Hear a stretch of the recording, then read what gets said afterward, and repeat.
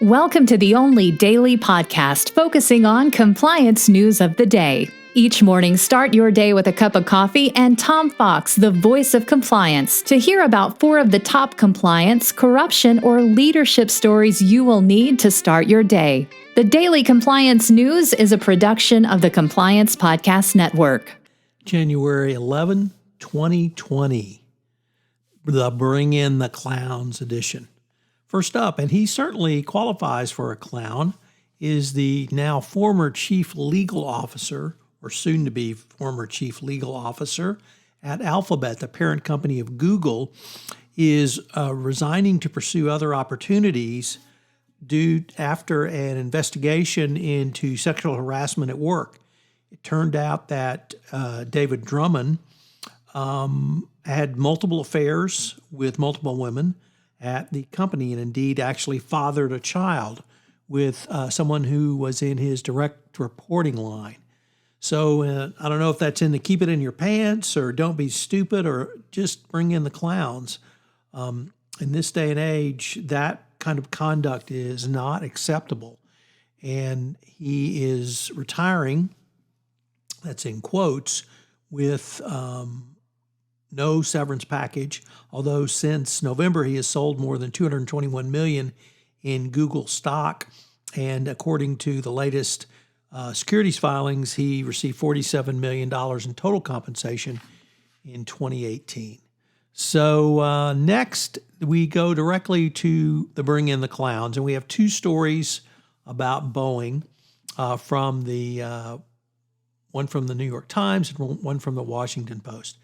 And the New York Times story is just unbelievable, with the comments made in emails, that's in writing, by Boeing employees who mocked federal rules, talked about deceiving regulators, joked about potential flaws in the jet. The most damning conversations included Boeing pilots and other employees about software issues and problems with the flight simulators for the 737 MAX. One employee said, "Would you put your family on a MAX flight simulator trained aircraft?" "I wouldn't." The second employee responded, "No." Another employee said, "This plane is designed by clowns who are in turn supervised by monkeys." So if you don't want to get on a Boeing 737 MAX, you are definitely in good company with Boeing employees. Next up is the Washington Post article, which says the new Boeing CEO has an epic to-do list. He has to restart 737 MAX production. He must repair the company's relationship with its overseer, the Federal Aviation Administration, and he must fix a culture where supervisors were called monkeys. So this is just an incredibly challenging bit of leadership that he is up against. Indeed, one incoming executive, one Boeing employee said, quote, "I haven't been forgiven by God for covering up like I did last year," end quote. So the challenge for David Calhoun is really outstanding, or overstanding and big standing. And I hope that he will move towards accountability in Boeing. And finally, Andy Fastow is back in the news. For those who don't remember, Andy Fastow was the chief financial officer at Enron, and his actions directly led to the firm's collapse. I should say his illegal actions. I've been following Fastow for 20 years, and even though he pled guilty to numerous securities laws violations, he really never took responsibility for his actions.